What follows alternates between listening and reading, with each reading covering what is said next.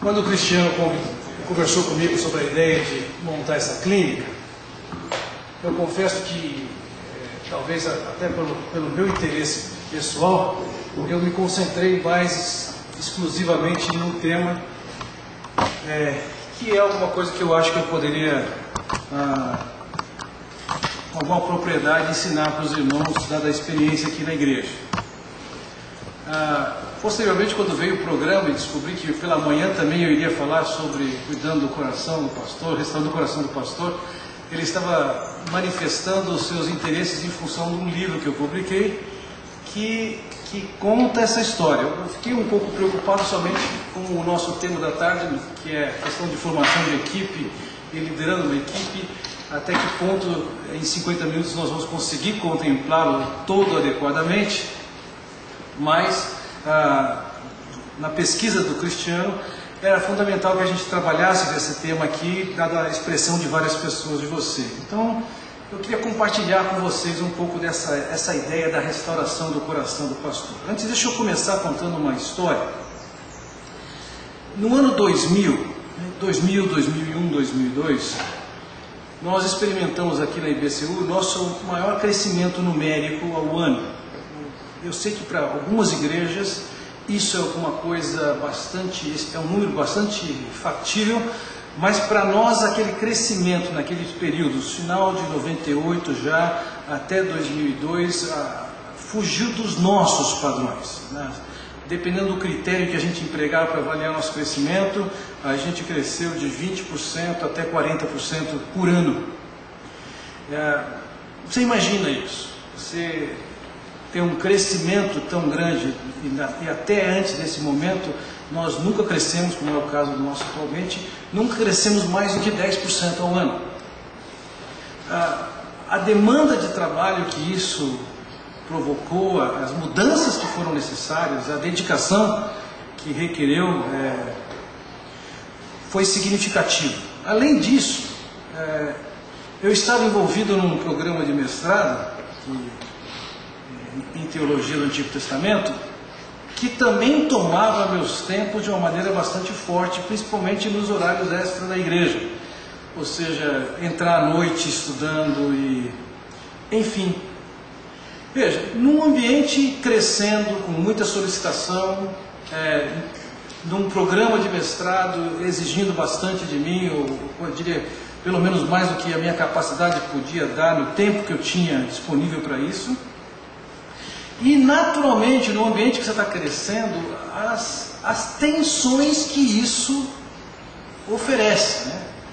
Todos que já tiveram filhos adolescentes sabem que, ou lembram da sua própria adolescência, as dores do crescimento. E existem as dores do crescimento. Então, quanto mais gente você junta, mais opiniões diferentes você tem. E se você propõe que esse lugar deve ser pintado em amarelo e pinta de amarelo, vai aparecer o pessoal que diz, mas era melhor vermelho. E se você pintasse de vermelho, ia ter um outro tanto que dizer, mas o amarelo ainda era melhor, e outro vai dizer, é azul. Então, tudo isso gerou em mim uma sensação, e o trato com críticas em particular, gerou uma situação que eu mesmo estava sucumbindo diante daquela experiência. Bem, até que tirei, com relutância, dadas as necessidades do ministério, eu tirei uns dias uma semana de férias, né? Fui para uma casa em Campos do Jordão, e ficando naquela casa ali em Campos do Jordão, só minha esposa e eu, começaram a acontecer algumas coisas diferentes comigo. A primeira delas é que, quando eu ia deitar, me deitava, se existia uma coisa que não chegava, era o sono. A cabeça estava milhares de quilômetros por hora, tentando processar uma série de situações, como tratar com situações amargas dos relacionamentos. Enfim, percebi que eu deitava e entrava, ficava até na cama 3 da manhã, 4 da manhã. E não somente por causa do dormir pouco, que já é meio natural comigo, mas também quando eu acordava de manhã, já com, de certa forma, sono reparado, eu não queria acordar. Não queria levantar. E os pensamentos que me povoavam a cabeça naquela ocasião refletiam que eu estava esgotado, e de fato eu estava esgotado, e facilmente qualquer médico daria um diagnóstico ali de depressão e me passaria um medicamento. Os pensamentos eram como tratar com tal fulano que está fazendo isso, que está fazendo aquilo, que está tendo aquela reação negativa. Porque, de novo, repito, quando você está crescendo, isso demanda certas mudanças que acabam atingindo a zona de conforto das pessoas. Além do aumento do trabalho, por exemplo, nós tivemos a necessidade de começar a suprimir salas de aula. Um exemplo, suprimir salas de aula de adultos e privilegiar ou priorizar as crianças com aquele espaço. E, consequentemente, nós que sempre valorizamos bastante o estudo, passamos a cada vez mais ter menos salas de adulto. Hoje, por exemplo, nós temos cerca de 10 salas de adultos na escola bíblica pela manhã. Mas naquele tempo nós tínhamos tínhamos 2 cultos iguais, era nesse espaço aqui, só que não tinha esse piso, nós estávamos no piso de baixo. Mas algumas pessoas que valorizavam o estudo, elas não se conformavam com a ideia dos adultos não terem seu tempo de aprofundamento de estudo. E as pessoas se queixavam e reclamavam, criticavam. Assim, olha gente, eu não tenho problema de ter isso, desde que a gente tenha um espaço para ter culto com todo mundo, desde que a gente tenha espaço para ter aula. Eu não tenho um botão que eu aperto, mas isso é um exemplo, processar tantas coisas assim não era fácil. E eu ainda me lembro, talvez o Oswaldo nem se lembre, mas eu me lembro de conversando com o Oswaldo sobre a situação na semana anterior a sair para Campos do Jordão, e ele falou: Fernando, as coisas não são ruins como você está pensando. De fato eu estava negativo, desanimado, e nessas condições eu vou para Campos do Jordão. Me lembro de passar na frente de uma igrejinha lá em Campos do Jordão, uma igreja batista, e olhei para aquela igreja pequenininha e falei: ai Senhor, como eu queria ser pastor aqui. Ou seja, eu estava deprimido, escapista, tentando fugir da minha realidade. Eu creio que pelos os bons resíduos da palavra de Deus que estavam bem firmes na minha cabeça, eu tive uma conclusão muito fácil e rápida ali, e creio que correta. Fernando, você é o problema. Porque é muito fácil nessas circunstâncias nós acharmos que o problema está fora de nós. Alguns anos atrás eu dei uma ilustração para a igreja. Eu peguei uma caixinha de bolinha de ping-pong. Eu pensei em fazer isso com vocês hoje, mas eu falei assim: não é necessário. Peguei uma caixinha de bolinha de ping-pong e pegava a bolinha assim e apontava para a pessoa no culto e: posso jogar? A pessoa dizia assim, eu jogava a bolinha de ping-pong. E todas as pessoas para quem eu joguei a bolinha de ping-pong pegaram, uns 3 ou 4. Eu disse: peraí, então vamos criar um pouco mais de dificuldade. E aí abri uma caixa de ovos, né? Aquela apreensão toda. E eu: posso? A pessoa: pode. E eu pegava aquele ovo e jogava para a pessoa, e ela com cuidado, e a igreja: oh. Na segunda fila, assim, tinha uma senhora com um filho pequeno, com a cabeça deitada no colo dela. E eu falei para ela: posso? E ela falou: pode. E aí eu falei assim: bom, vocês estão tão hábeis. Eu peguei 3 ovos ao mesmo tempo e joguei para ela. Os ovos estavam cozidos, coisa que o público não sabia. Mas depois daquele susto, ela pegou os ovos, peguei o ovo, mostrei: você está vendo? O ovo não se estragou, não se perdeu. Sabe por quê? Porque está cozido. Ele tem consistência interna. E ainda que ele quebre a casca, ele não se perde. E eu falei assim: a nossa reação às situações críticas da vida, às ofensas, às tensões, ela é proporcional à dureza interna que nós temos. Se nós estamos consistentes e andando com o Senhor, nós vamos ter condições de enfrentar esse ambiente externo. Naquele momento em que meus pensamentos estavam disparados e eu estava negativista, eu percebi o seguinte: o problema não é o fulano A ou B, não é a situação, não é a solicitação de trabalho, não é a solicitação de estudo. Fernando, o problema é você. E naqueles dias eu constatei, número 1, que eu estava fisicamente exausto. Número 2, eu estava mentalmente cansado. E número 3, eu estava espiritualmente esgotado. E não sabia exatamente como sair daquilo. Eu me lembro que liguei para o escritório naqueles dias, que fui ficar uma semana fora, e eu perguntei para a Denise: como é que é o meu saldo de férias? Eu falei: você tem mais de 3 meses de saldo de férias para tirar. Eu falei assim: então eu vou ficar mais um tempinho fora. Para minha esposa e para a Denise, que me conheciam bem, eu falei assim: tem algum problema aqui, porque normalmente eu não sou de fugir de trabalho, eu gosto. E eu lembro que depois de 23 dias eu voltei ao trabalho bastante contrariado, mas eu não tinha opção. O Oswaldo ia tirar férias naquela época, eu não lembro exatamente, mas acho que estávamos só nós dois aqui e não dava para, como funcionário público, pegar uma licença remunerada e em cima da hora ainda. Voltei, mas eu voltei com uma decisão de que eu precisava fazer algumas coisas. Então, a primeira coisa que eu fiz foi procurar dar dimensão adequada às coisas. Por exemplo, dar a dimensão para as questões externas e internas a mim. Tinha um excesso de trabalho à minha volta. Tinham pessoas com atitudes negativas. Tinha a pressão de quantidade de trabalho.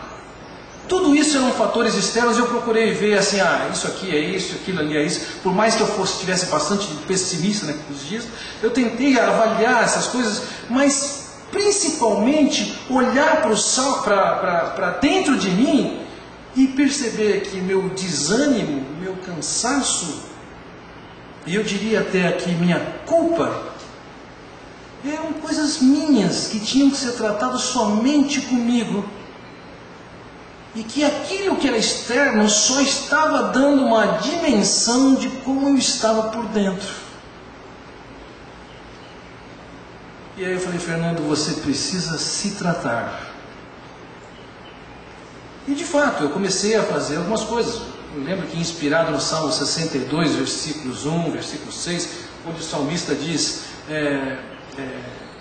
que eu confio no Senhor, eu não serei jamais abalado, não serei muito abalado. E a ideia que eu tenho é a seguinte: de fato, se eu estou andando com o Senhor, abalos eu sofro, mas para ser detonado como eu estava ali naquela ocasião, aquilo não era normal, porque a vida cristã, ela presume uma pressão, ela presume provações de todos os tipos, ao ponto de Tiago nos dizer: vocês têm que ter motivo de alegria passar por elas.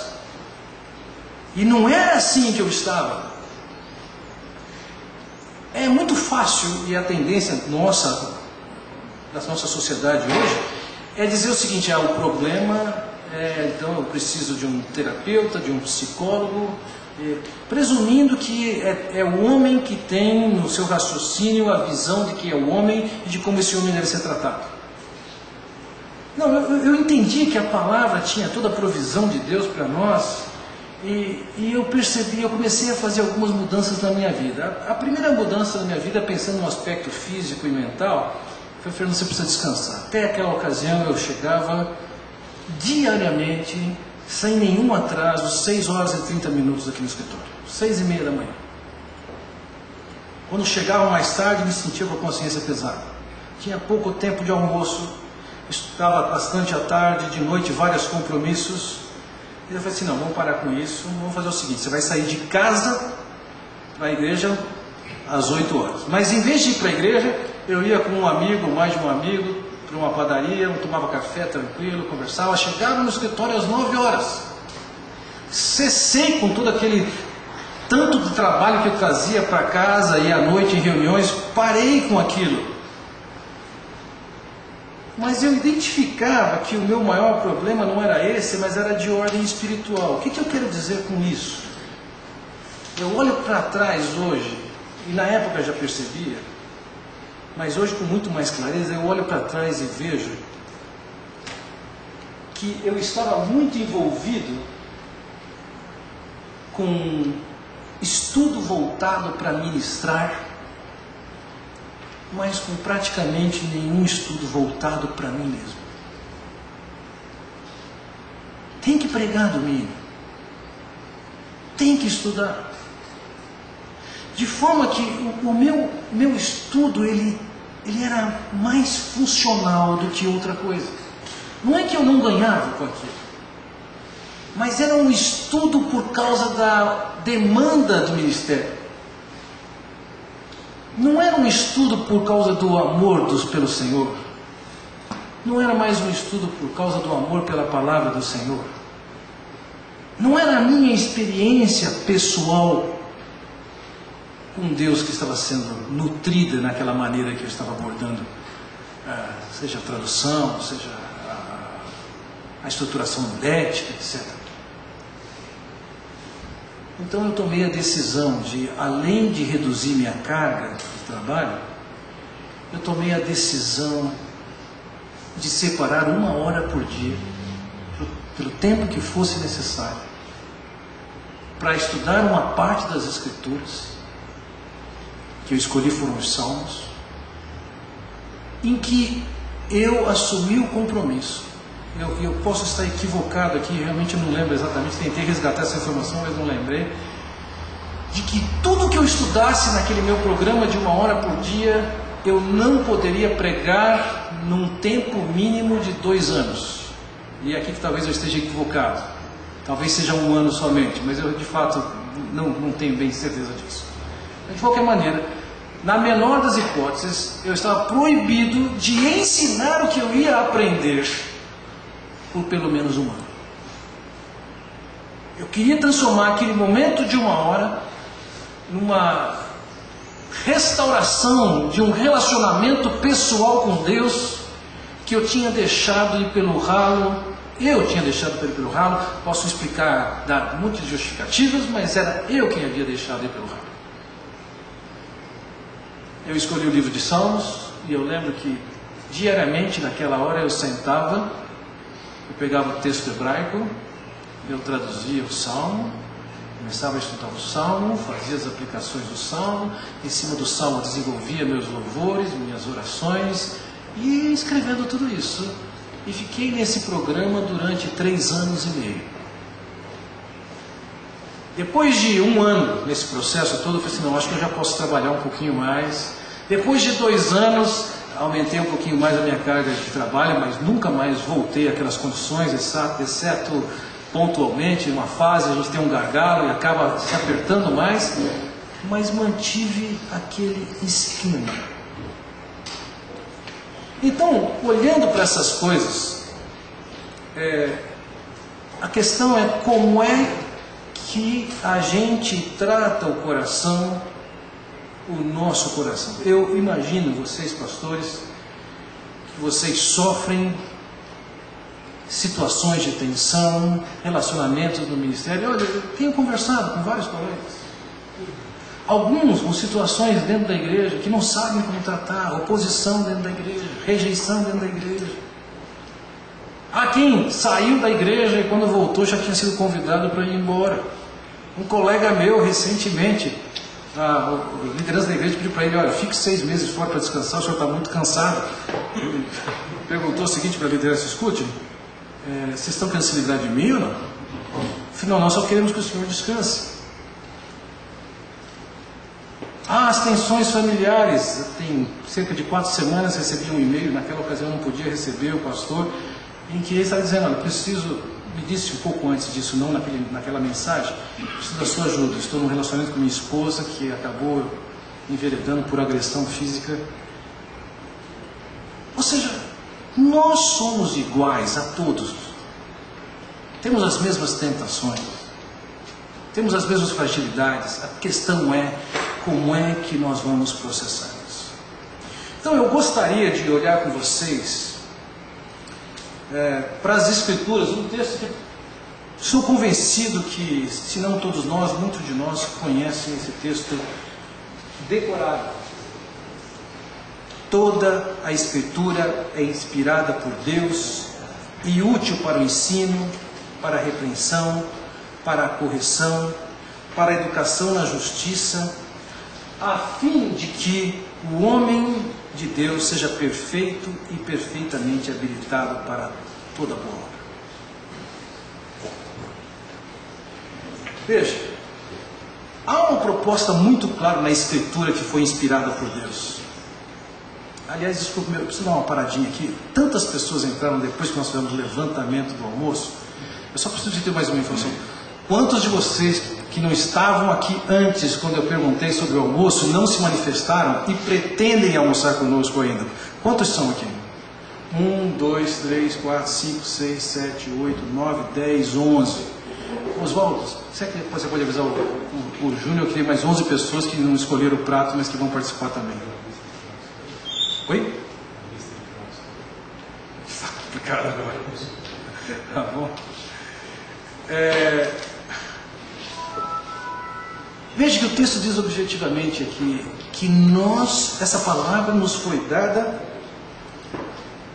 para que o homem de Deus seja perfeito. Para que o homem de Deus seja perfeitamente habilitado. Quando a gente olha para o pano de fundo do Antigo Testamento, nós encontramos esse conceito de perfeito e íntegro andando juntos. Por exemplo, a Bíblia descreve que Jó foi um homem íntegro. E a ideia ali é integral, completo, perfeito. Quando ouvimos de Asa, as Escrituras descrevem, não somente Asa, que ele tinha um coração perfeito.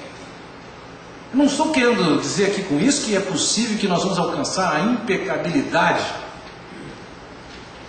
Mas o que Deus diz aqui é que a palavra dele foi dada para nos aperfeiçoar e nos levar a ser o que devemos ser e para sermos capazes de tratar com tudo que tivermos que tratar. Há uma tendência enorme e triste de ver como as pessoas esvaziam a autoridade das Escrituras e estão procurando se aperfeiçoar baseado em pressuposições equivocadas, em terapias mais equivocadas e não respaldadas nas Escrituras. Mas vamos lembrar disso, essa Escritura que foi inspirada por Deus, foi soprada por Deus, essa Escritura, ela tem essa proposta de nos aperfeiçoar. E ainda que eu estivesse estudando naquele tempo, eu não estava estudando para que essa palavra operasse em mim. Eu sei que operava. Mas eu precisava do meu relacionamento pessoal com Deus, de eu aprender com Deus, pensando em mais ninguém, além de mim mesmo e o Senhor naquele tempo. Essa palavra que é o recado de Deus, e que tem uma proposta que envolve transformar vidas, essa palavra ela tem um papel, e ele define aqui no versículo 16 exatamente qual é a ação dela. E há 4 ações dessa palavra, e está sendo interessante falar isso com vocês, entre outras coisas, porque no meu grupo no lar, em casa, que acontece às quintas-feiras à noite, eu estou percebendo algumas mudanças nas vidas das pessoas que estão ali, pessoas novas que chegaram com vícios e escravas de certos pecados. Mas, primeiro, essa palavra, ele diz aqui, ela é útil para o ensino. Ela está qualificada para ser ensinada. E ela está qualificada para eu ouvir e aprender. Eu temo que hoje mais se fale e se levante a Bíblia como palavra de Deus, do que de fato se relacione com ela como de fato a palavra de Deus. Alguém pode dizer que a Bíblia é a autoridade, é a palavra de Deus, mas em termos práticos isso não significa absolutamente nada. Vamos pensar, por exemplo, no que se pratica de uma forma geral nas igrejas, o que tange a disciplina de membros da igreja. A coisa mais comum que eu tenho visto nas minhas andanças é quando alguém comete um pecado escandaloso, é pedir para a pessoa se desligar da igreja, e depois de algum tempo, o filho já nasceu, a pessoa volta e pede reconciliação. Onde é que existe esse modelo nas Escrituras? Não existe.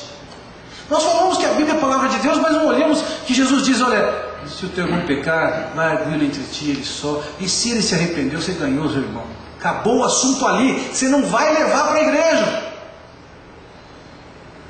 Ah, se ele não ouvir, agora você vai levar com você uma ou duas testemunhas. Se ele ouviu vocês, se arrependeu e tem mudança de vida, ótimo. Acabou ali. Se ele não se arrepender, aí você vai falar para a igreja. Recentemente, nós tivemos nosso último caso de disciplina na igreja, foi uma moça, 19 anos, que começou um namoro com uma outra garota. E fui eu que sentei com ela e exortei. E ainda que inicialmente ela dissesse eu quero, logo depois ela falou não quero. Eu falei ok, então tem mais uma reunião com você, nem vou falar o que é, mas a reunião é com mais duas testemunhas, porque as escrituras mandam fazer isso, né? Porque a esposa do Edmur e o Wagner, nós três fizemos aquela abordagem com a moça. Conversamos com ela, talvez por umas 2 horas, Wagner.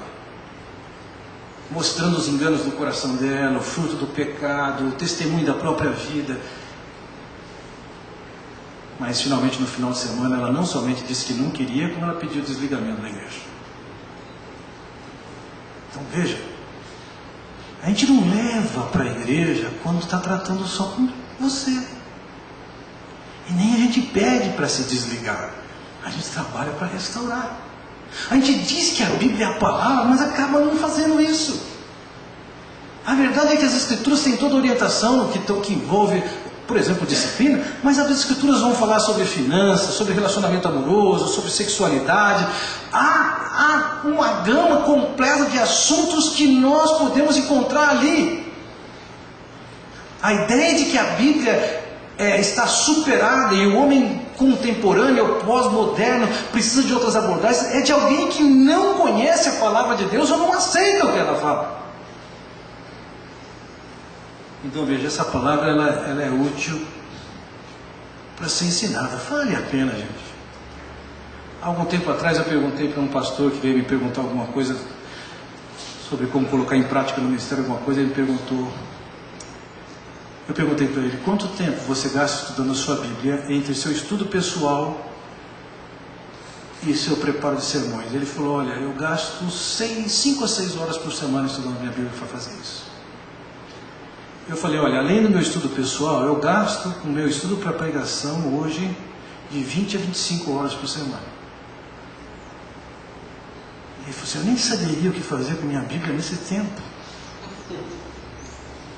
Mas vejam, as Escrituras chegam a nos dizer que somos dignos de honorários dobrados se nós nos afadigarmos na palavra. Isso é sair do estudo cansado. Há material nas Escrituras que é útil para se ensinar, todo ele. Mas não é só isso, ele diz aqui também que essa palavra é útil para repreensão. Eu não pude ver televisão esses dias e esses jornais, mas eu imagino a cena que vi em tantas outras cenas. Quando se prende um bandido, o bandido puxa o casaco, esconde a cabeça, a camisa, ele não quer mostrar a cara. Nos tempos bíblicos, quando um bandido ia ser punido publicamente, digamos que ele fosse ser açoitado, o seu algoz, aquele que ia administrar o castigo, pegava um punhal, colocava o punhal na ponta do queixo dele, para levantar o rosto. Essa ação de mostrar o rosto é a mesma palavra que está traduzida por repreensão. Eu poderia dizer assim, Deus mostra o rosto do pecador. poupa Abraão. Mostra o que ele fez com a mulher dele, como ele expôs a mulher dele. Deus não poupou Davi. E quando nós estamos em contato com essa palavra, ela nos repreende. Domingo passado eu preguei na igreja sobre orgulho, e na nossa coinonia nós estamos estudando o relacionamento do crente com o Espírito de Deus. E aí ontem à noite, uma senhora, ela não é nova convertida, mas ela é imatura na fé, e começou a frequentar o grupo desse ano. E ela começou a falar: mas você acha que isso é orgulho? Eu cheguei num departamento dentro da Unicamp, onde eu tinha uma reunião, e a recepcionista olhou para mim e disse assim: você está nos atrapalhando, nós precisamos ter uma reunião aqui. E ela falou assim, e eu fiquei com a vontade de colocá-la no lugar dela. Você acha que isso é orgulho? Ela precisa ser colocada no lugar dela. Eu falei, eu acho que ela precisa, mas não é da sua competência isso, não é da sua responsabilidade. Você ficou chateado porque no exercício do poder dela, ela mexeu com o que você considera seu direito, e você está se defendendo.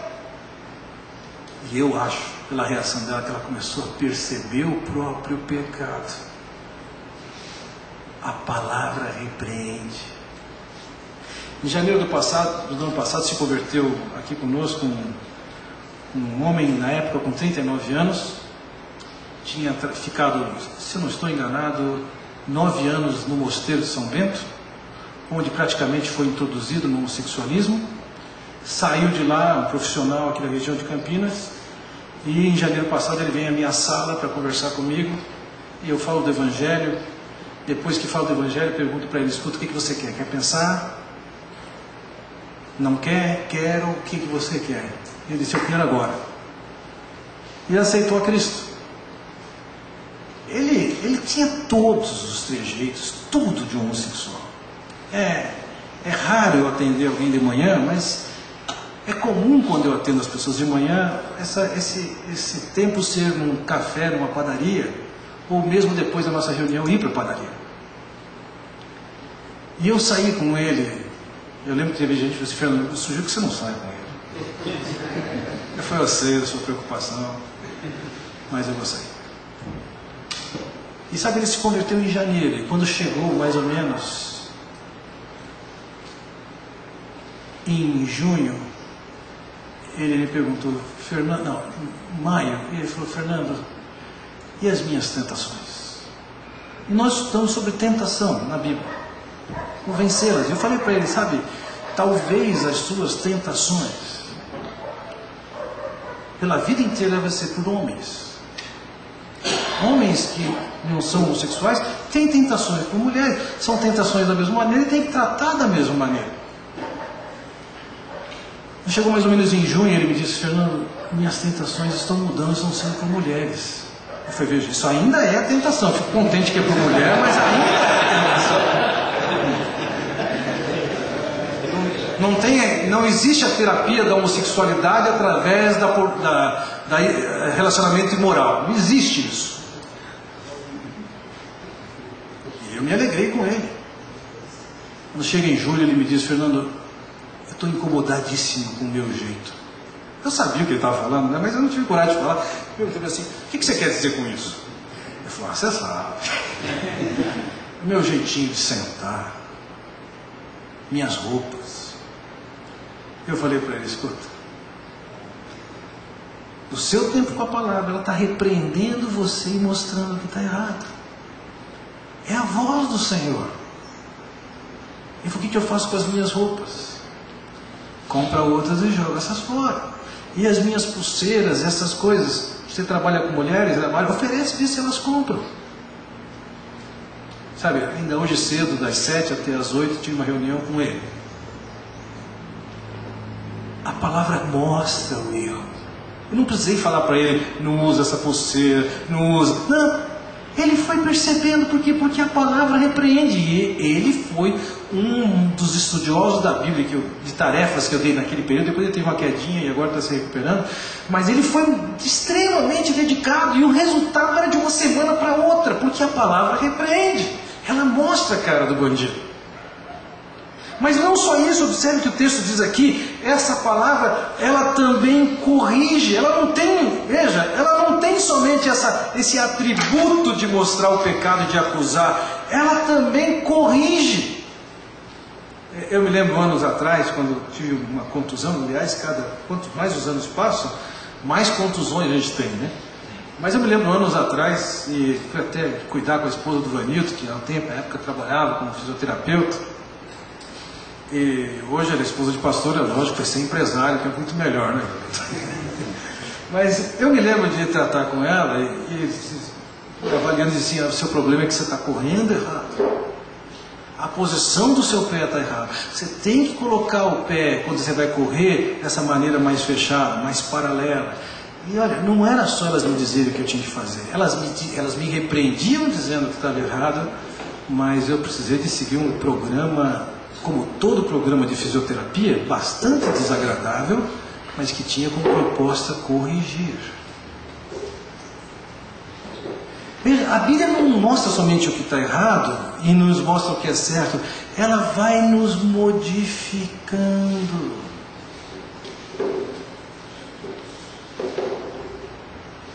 Antes de ontem, ou ontem, alguém na minha frente aqui na estrada da Ródia fez uma barbeiragem, quis fazer uma manobra ridícula, quase gerou um acidente, ficou atravessado na pista porque não conseguiu fazer o 180 conversão no meio da pista. E quando eu vi aquela cena, aquele cara esperto que tentou levar alguma vantagem, fez aquela bobagem, a minha tentação foi abrir o vidro do carro e falar assim, mas tu é burro, hein?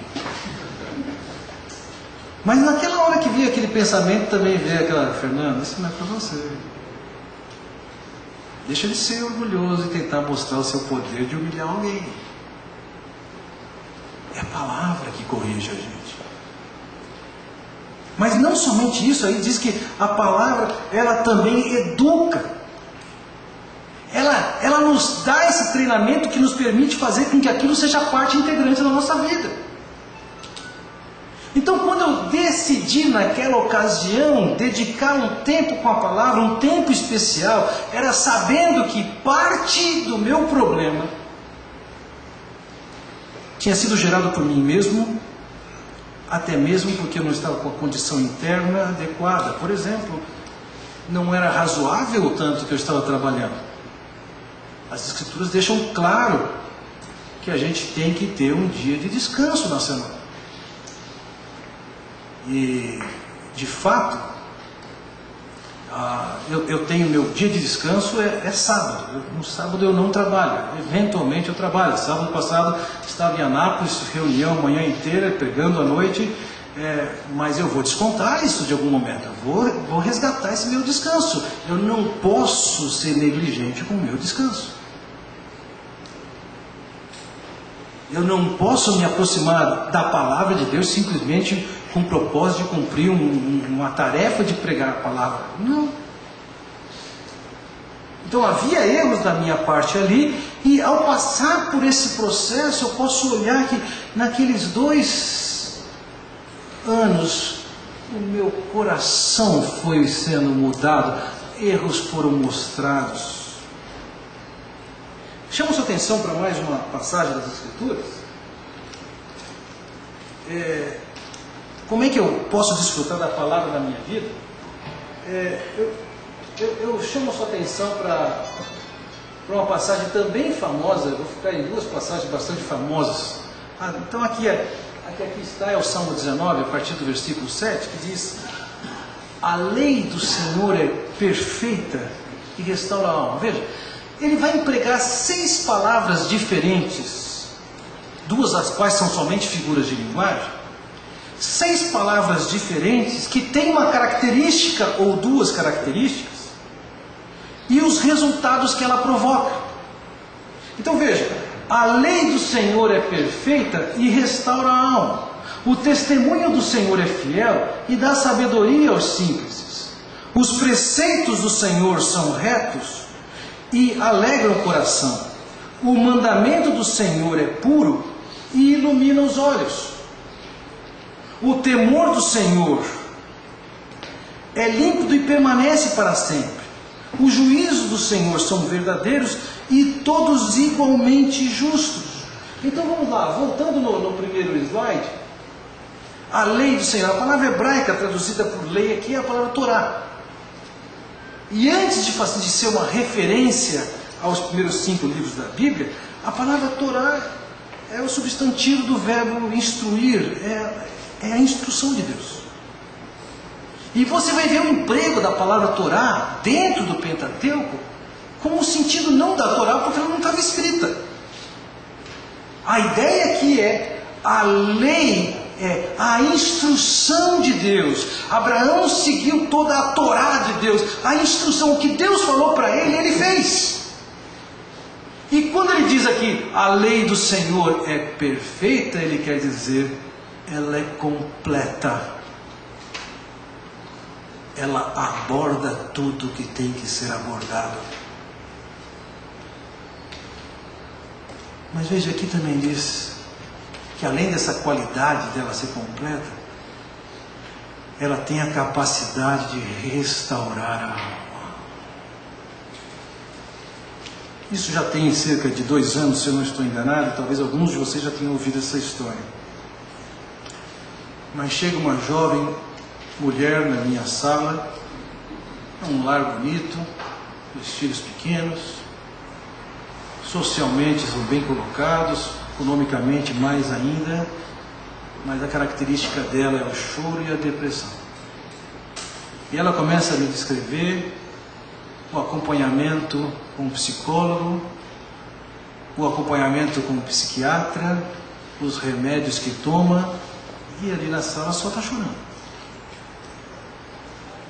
E eu começo a conversar com ela e identifico que ela não tem um problema clínico. Ninguém teve um diagnóstico clínico dela. Mas para mim era evidente que era uma mulher que foi chamada para andar com Deus e já tinha andado com Deus de perto, mas agora, por uma razão ou outra, ela está longe do Senhor, sem comunhão com o Senhor. Eu falei para ela, olha, eu efetivamente não posso te ajudar muito. Eu posso te dar o norte, mas o que vai fazer a diferença na sua vida é você mesmo. E aí fiz um programa de leitura bíblica para ela para 1 semana. E 1 semana depois ela voltou e eu já estou percebendo a diferença. E eu não vou ensinar nada para ela naquela semana. Ela vai me contar o que ela cresceu naquela semana. E ela me conta algumas coisas. E eu passo a tarefa para as próximas semanas. E ela faz. Depois de 3 semanas, perguntei para ela assim, como é que está o seu peso? Ela falou, por que você está perguntando isso? Como é que está o seu peso? Você está perdendo peso ou está engordando? Ela falou, eu estou tendo que me controlar agora porque eu estou engordando. Ela tinha chegado 3 semanas antes, o rosto tinha marca de fome, de emagrecimento louco. E não era por dieta, era a falta de vontade de comer pela tristeza que ela estava. Só o contato com a palavra, ela estava sendo restaurada. E aquele contato meu com a palavra naquele tempo, não era para ensinar. Estava restaurando o meu coração. Não somente isso, ele diz,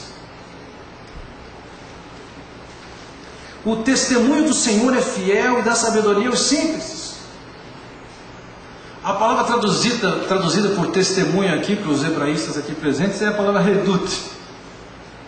Ela estava ligada ao pacto, ao testamento, ao estatuto. Assim como quando você abre uma empresa ou uma igreja, você tem que fazer o estatuto que rege aquela instituição. Aqui ele está dizendo exatamente do estatuto que rege o acordo de suzerania entre Deus e o seu povo. Então ele está olhando para aquilo que Deus se comprometeu e prometeu na lei, e ele está dizendo assim, ó, isso é o teu testemunho. Isso, essa aliança que o Senhor fez, o papel da aliança, ele diz assim, é fiel, ou seja, o acordo que Deus firmou comigo é fiel, é confiável. Por exemplo, eu vou cuidar de vocês, eu vou abençoar vocês, etc.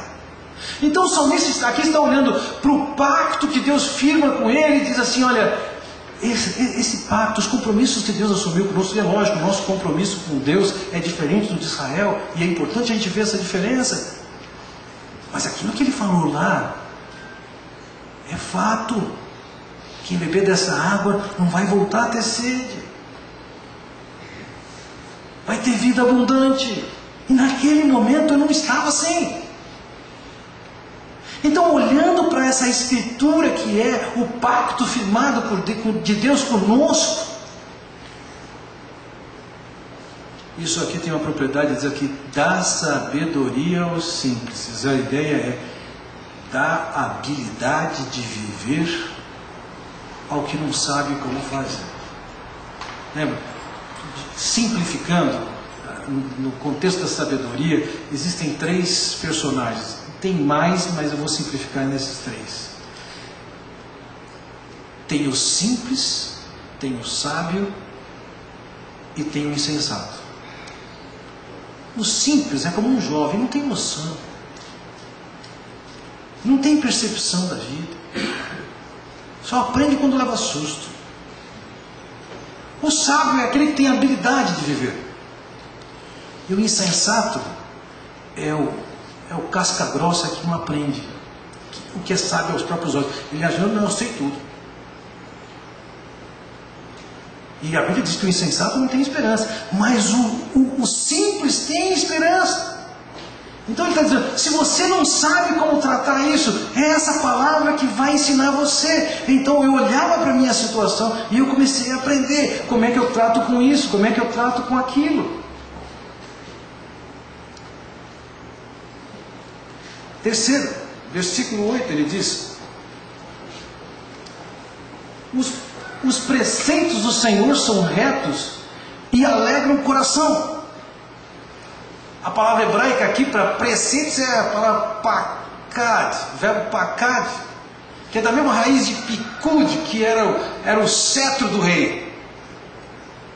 Então é um preceito o que o rei, com a sua autoridade, determinava que tinha que fazer. Aquilo que Deus manda fazer, ele diz, esses preceitos, eles são retos. Ah, não, eu acho que é melhor ir por aqui. Não, o melhor caminho entre os 2 pontos é o que Deus traçou. Segue, mas eu não gosto, isso aqui é complicado, me constrange, mas é o que Deus mandou, segue reto.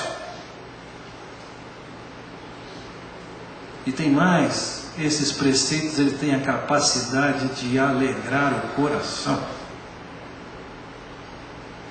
Na prática, não sou da minha vida, mas do meu aconselhamento, eu não conheço melhor terapia para depressão do que essa palavra.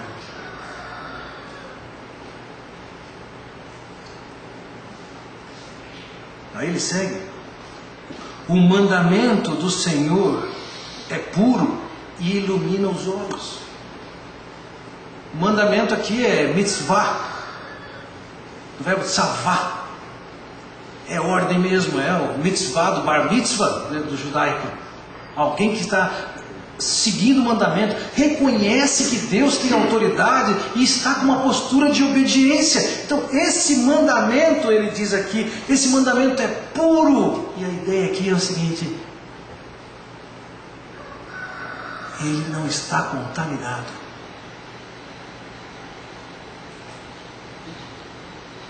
Essa palavra não está contaminada.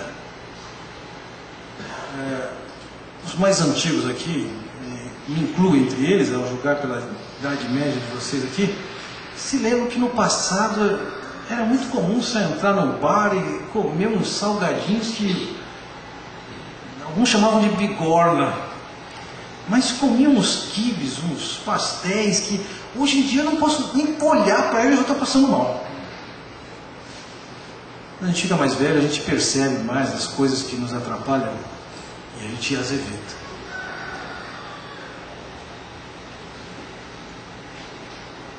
Não posso comer qualquer coisa contaminada. E essa palavra ela não está contaminada. E ela tem uma característica. Ela dá luz aos olhos. Ela nos faz ver o que a gente não enxergaria se não fosse ela. Veja, todas as coisas estão aqui, vocês estão aqui, as cadeiras estão aqui, tem instrumentos, caixa de som, essa mobília toda está aqui. E sabe o que nós estamos vendo? Nós não estamos vendo essas coisas. Nós estamos vendo, na verdade, é o reflexo da luz que bate nessas coisas e a maneira como nós chegamos nos nossos olhos. Se tivéssemos no escuro, nós não veríamos, as coisas estão aí. O que ele está dizendo aqui, essa palavra, ela me dá essa capacidade de ver. Já me avancei no horário? Cristiano, me avisa quanto tempo eu tenho aí, ou não tenho. Depois ele usa duas ideias para descrever essa palavra. Ele fala o temor do Senhor e os juízos do Senhor. Na verdade, ele se refere, ele usa dessas duas palavras, a primeira delas sendo somente uma aplicação ali. Ele enfiou essa palavra sem descrever diretamente a palavra, mas ele diz, ela é límpida. A ideia não é que não está contaminada. Diferente do puro, aqui significa o seguinte, não está adulterado. Dizem que quando a gente compra café, a gente fatalmente está comprando também milho moído ali. Essa palavra está dizendo assim, ela não está adulterada, ela é pura. Ela é a palavra de Deus. Ela permanece para sempre. Os juízos do Senhor, essa palavra que vem de Deus, os juízos, a gente tem uma certa dificuldade de traduzir isso por causa da nossa condição sociopolítica tão diferente. Porque naquele tempo o rei juntava as funções de julgar, de legislar, de executar. Então essas decisões desse rei são os mishpates de Deus, os juízos. Mas alguns mishpates são uma nova lei, outros mishpates são condenações, outros mishpates são coisas que esse rei faz. Então o juízo traz muito para a área da justiça, da corte, mas a palavra tem sentido mais amplo. E ele diz, essas decisões de Deus, elas são verdadeiras e são todas justas. Quando eu comecei a me expor essa palavra e percebi meu desânimo e aqueles fatores externos que me atrapalharam, eu me lembro de uma coisa muito curiosa, não me peça para explicar muito que eu não sei. Ainda no começo dos meus estudos nos Salmos, eu não lembro, ali entre o Salmo 7 e o Salmo 10, eu encontrei um daqueles salmos imprecatórios de Davi, que ele diz lá, Senhor, quebra a cara deles, esmigalha-lhes os dentes. Passei uma semana estudando aquilo, e na minha aplicação eu não podia ignorar de um cara que estava me perturbando tanto. E eu falei para Deus assim, na minha oração, está escrito. Eu falei, Senhor, eu tenho certeza que esse salmo não é para mim. Que um salmo imprecatório tem um lugar muito específico dentro daquela aliança de Israel lá. Mas, na minha insignificância, Senhor, quebra a cara dele. Esmigalha-lhes os dentes. E esse camarada estava me dando um trabalho, eu falei assim, olha, a partir de agora nós vamos ter uma reunião semanal até superar esse negócio. Mas no meio desse processo ele viajou, foi para o exterior, e uns 15 dias que ele estava fora eu recebi uma carta dele. Gente, era época já de e-mail. Carta. E eu comecei a ler a carta, o clima da carta era outro, absolutamente amigável. E aí ele dizia assim, sofri um acidente aqui na Escócia, mas estou bem e tal. Não, eu pedi, mas não cheguei ao louvor, não. Esse irmão voltou e ele me contou. Eu falei, o que aconteceu? Qual foi o seu acidente? Eu falei, olha, eu estava saltando de cavalo lá na Escócia e tinha um cavalo na minha frente, e quando ele saltou um obstáculo, o cavalo da frente encostou a pata na trave, e a trave balançou, parecendo que ia cair, e quando eu fui pular, o meu cavalo ele travou. No que ele travou, eu escorreguei, e quando eu escorreguei, o cavalo resolveu pular, então o joelho do cavalo pegou no meu rosto e quebrou o meu rosto em 4 lugares. Não foi o dente. Ô Senhor, 50% respondido. Mas sabe, aquilo ali foi uma lição para mim, dizendo assim, Fernando, sou eu que cuido. Sou eu que cuido. Sou eu que estou no controle. Ninguém põe a mão em você se eu não deixar.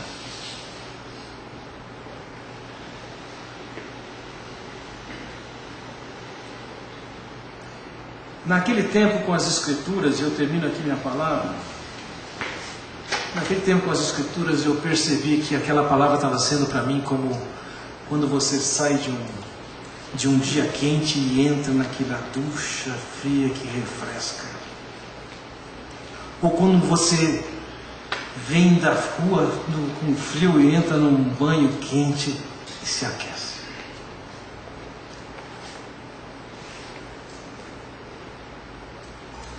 Meus irmãos, quando nossas almas estão em frangalhos, elas não estão em frangalhos por causa do nosso exterior. Não é das hostilidades dos outros, não é das pressões, não é do salário baixo, não é por causa de Satanás, mas é antes de mais nada porque essas coisas encontram um cúmplice, que somos nós mesmos. E quando a gente se volta para o Senhor e anda com o Senhor do jeito que Ele tem para nós, a vida é diferente. Você pode estar na mesma igreja e ouçam isso. Algumas vezes vejo os pastores se queixarem das suas igrejas e leio as estatísticas que a média do tempo dos pastores na igreja é de 2 anos. Não é a igreja que muda, que resolve. É uma questão mais interna.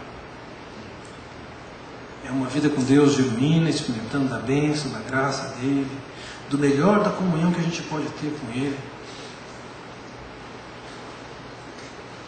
E pode estar na mesma situação, mas a disposição de coração é outra. Então, eu acabei escrevendo um livro, viraram 2, um livro, por enquanto, desse material que eu trabalhei em Salmos. De fato, depois de 2 anos eu acabei pregando uma série, outra série, mais outra série de Salmos, ainda vou voltar a pregar outra série. Já cumpri somente o primeiro livro de Salmos, mas o meu ganho pessoal ele aconteceu.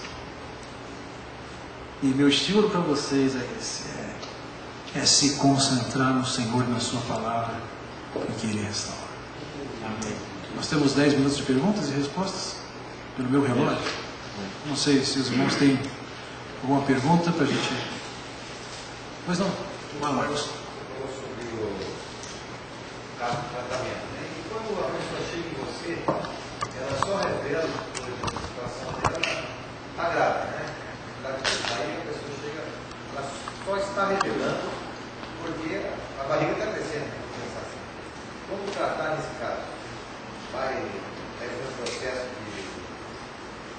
da igreja, um processo só de 2 ou 3 pessoas, mas a gente sabe nitidamente que tem um arrependimento, mas está sendo só revelado pelo fato da revelação estar iminente, né? Que seria a gravidez.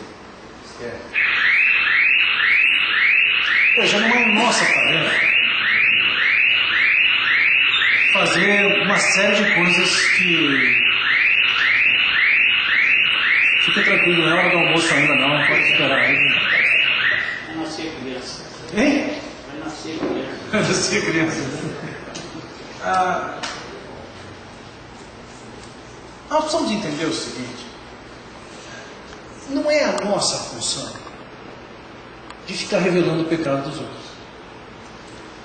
Eu lembro uma ocasião, um colega de ministério, junto com um mentor meu, que suspeitava que um camarada da igreja dele estava aprontando lá em Minas, no tempo que eu era pastor em Ouro Preto, e os dois ficaram de tocaia para pegar o camarada. E eu aprendi direitinho, eu já fiz isso também. Hoje eu bobagem, não entro nessa, mas de jeito nenhum. Eu dizia para esses amigos que o lema do ministério deles é peca que eu te pego. Sabe, a maneira como Deus vai trazer o pecado à luz é dele. Ele já disse que em certos casos ele vai tratar como se fosse um leão. Eu acho que ou é Oséias ou é Amós que fala isso. Tem hora que ele vai tratar como um leão, vai chegar e bater pesado.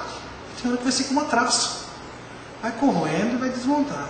Nossa tarefa é ensinar a palavra. A moça chegou para mim, está grávida, e nós já tivemos casos assim, aqui. Ela e o namorado, o noivo, se é que ele existe, como namorado ou noivo, a gente vai tratar do mesmo jeito. O que é? Escuta, isso é pecado, você percebe, confessa, já acertou com Deus, já acertaram entre vocês, já acertaram entre seus pais. Numa igreja pequena, e no tempo que nós éramos uma igreja pequena, o que a gente fazia? A gente trazia aquela garota, aquele casal aqui à frente e dizia, meus irmãos, olha, não vai ser possível esconder o pecado deles. Mas eles estão absolutamente tratados. Eles reconhecem que pecaram, eles já confessaram, já foram perdoados, já acertaram quando tem que acertar. Então vocês vão ver uma evidência do pecado, mas já está resolvido. Agora, nada de fofoca, nada de condenação, eles são pecadores tanto quanto nós. Então vamos acolher esses irmãos ao invés de espantá-los. Então, veja, com um caso como esse eu tratava assim. Agora, hoje nós somos uma igreja grande. Um culto público que, sei lá, domingo passado, 1.200 pessoas, levar uma moça lá, acho que é desnecessário. Então, normalmente, nos nossos casos de disciplina, o que nós temos feito é, depois do nosso programa de escola bíblica, de manhã nós só temos escola bíblica, nós falamos assim, por favor, todos vocês que são membros da igreja, se reúnam aqui. Então, de manhã é menos frequentado. Então, esse salão aqui já chegou a ter 300 pessoas no máximo. Para a gente, se tiver que abordar somente informação, já está resolvido. Se não tem, se aquilo não vai tornar evidente, eu nem levo isso à frente. Fernando, como é que você lida com a sua tentação de estudar a Bíblia para pregar e estudar a Bíblia para você? Veja, eu não tenho uma formulazinha. Eu vario de época para época. Por exemplo, esse ano, com certeza, a maneira com que eu mais me abasteci com Deus foi lendo a Bíblia e lendo livros escolhidos. Isso para mim foi uma bênção muito grande. Fui muito abençoado por isso. E essas coisas não estão relacionadas a ensino porque eu não as ensinei. Então eu tinha meu tempo de leitura, li bastante esse ano, foi um dos anos que eu mais li livros. Normalmente meus anos são mais de estudo, eu estudando, mas esse ano eu fui muito abençoado por outros irmãos. Agora, fatalmente, esses livros que eu li, colocaram um monte de ideias na minha cabeça que estão estruturando a série de mensagens do ano que vem. Acho que eu devia falar sobre isso, assim, assim, assim. Então eu li bastante sobre graça. Em fevereiro eu vou pregar uma pequena série de mensagens de 4 sermões sobre a graça de Deus. Mas eu estudei bastante por causa da minha koinonia sobre relação com o Espírito. Então em abril e a junho eu vou pregar uma série, talvez até mais do que junho, sobre a relação do crente com o Espírito Santo. Mas algumas vezes o meu estudo de preparação também é o meu estudo de devoção pessoal. Mas nem sempre.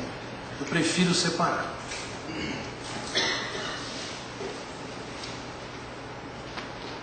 Mais alguma pergunta? Tudo isso se aplica diferente quando o cabra é cegado, né? Desculpe, não. Tudo isso se aplica diferente quando o cabra é ceguinho. Não sei.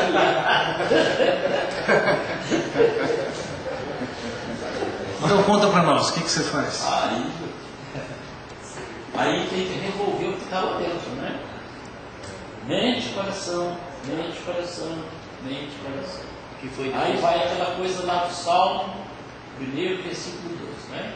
Antes tem prazer nas leis do Senhor, na sua lei, mente. Ela que o animal dominante faz, né? Tudo aquilo que eu já li, agora eu vou remover. Tudo aquilo que eu ouvir aqui, tudo aquilo que eu ouvir alguém pregar, tudo aquilo que eu estava no carro, estava na leitura bíblica, estava ouvindo, tudo que eu ouvi, tudo que alguém falar, tudo que eu já li, tudo isso eu vou trazer na minha mente, da mente ao coração, do coração à mente, porque eu não tenho olhos, né? Mas, sabe, O método é diferente. Sabe, Calé, é diferente, na verdade o que é diferente somos nós. Deixa eu me explicar por quê. Nos tempos de Jesus, os crentes não tinham uma Bíblia pessoal. Bíblia pessoal é um fenômeno depois da imprensa, mas bem depois da imprensa. Não pense que o Gutenberg estava imprimindo Bíblia e cada um tinha uma Bíblia em casa, não. Não, é um fenômeno recente nós temos a nossa Bíblia para ler.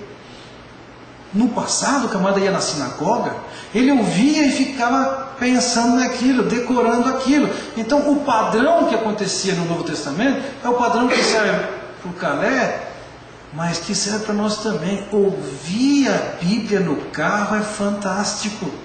Quando eu era adolescente, jovem, eu declamava muito.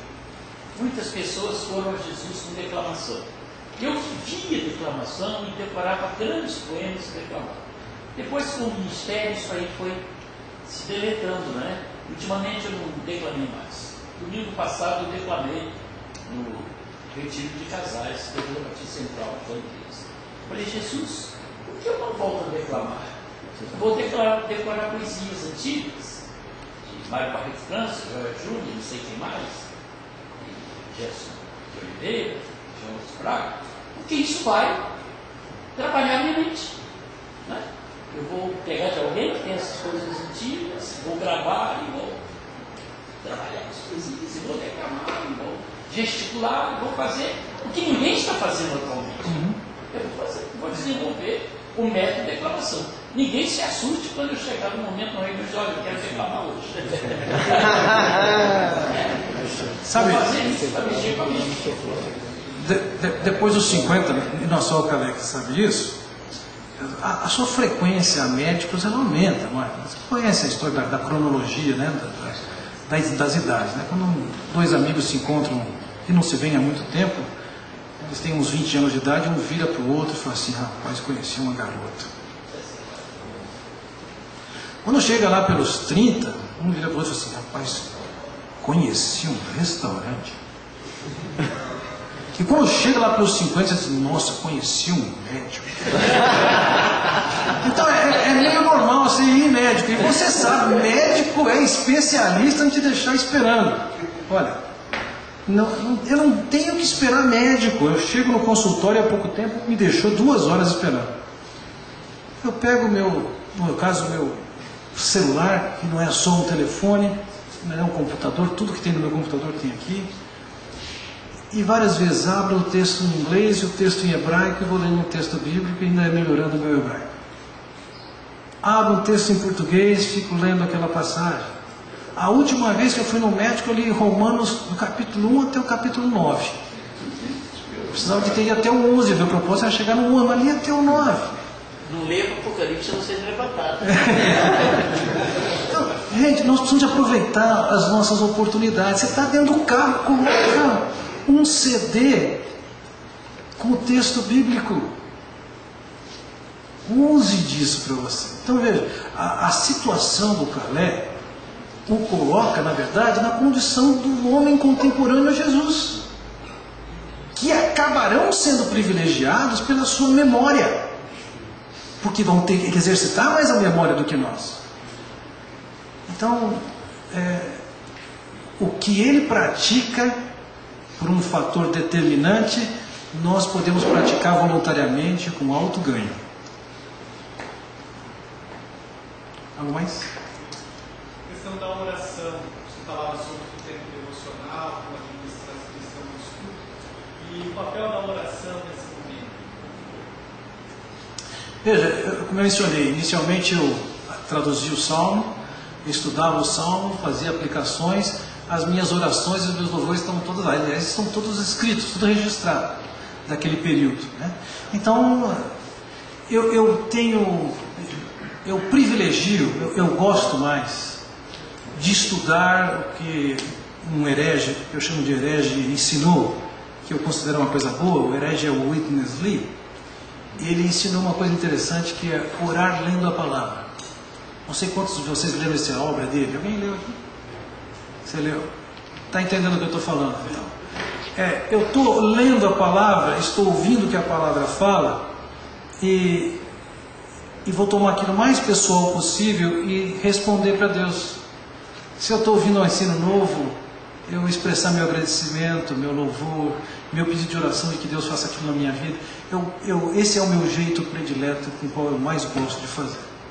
Então isso é natural, eu fazendo meus estudos, sejam eles quais forem.